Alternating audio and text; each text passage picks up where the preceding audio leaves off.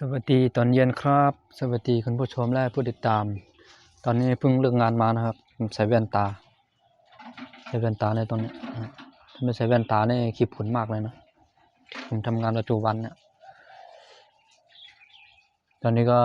5:04 นาทีนะครับวันนี้ก็ผมอยากจะพูดถึงคลิปวิดีโอทุกวันนั่นแหละนะฮะการที่เราอัปโหลดวิดีโอเนี่ยมันไม่ใช่เรื่องยา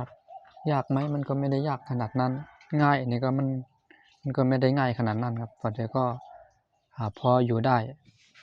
พอให้เราจะอัปโหลดคลิปวิดีโอลงทุกวันนั่นแหละนะขอให้เราขยันลงคลิป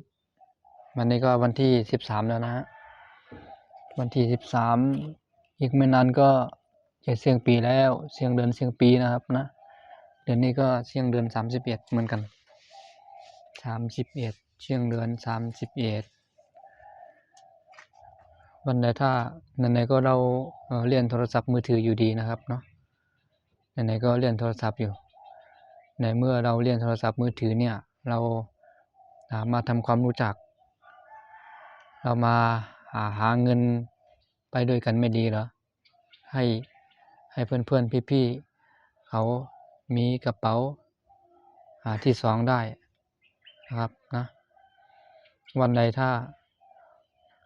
เราเรียนโทรศัพท์มือถือเนี่ยเราเรียนทุกวันใช่ไหมเรียน Facebook TikTok YouTube เนี่ยไหนๆก็เรียนอยู่เรามาเปิดช่างได้เรามาหาเงิน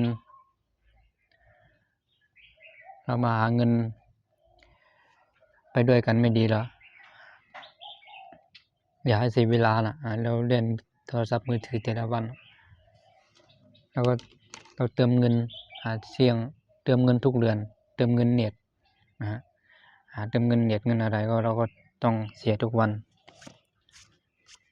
ลองคิดดูสิครับนะถ้าคุณอยากได้เงินคุณก็ต้องทำงานใช่ไหมคุณอยากได้เงินคุณก็ต้องทำงานเอาแรงแลกเงินถ้าไม่มีแรงก็ทำงานไม่ได้ถ้าไม่มีฝีมือก็ทำงานยากหน่อยหนึ่งนะก็ต้องอดทนถ้าไม่อดทนนี่คือไม่ได้จริงๆนะถ้าไม่ได้ฝีมืองานที่มันได้ฝีมือที่มั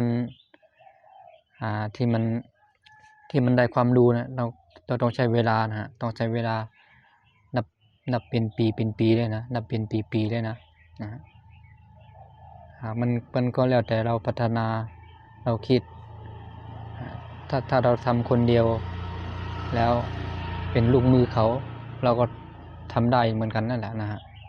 แต่ก็บอกทีละอย่างทีละนิดค่อยๆเรียนรู้ไปซึ่งมันไม่ได้ยากขนาดนั้นก็อยากจะฝากถึงแค่นี้นะครับสวัสดีครับ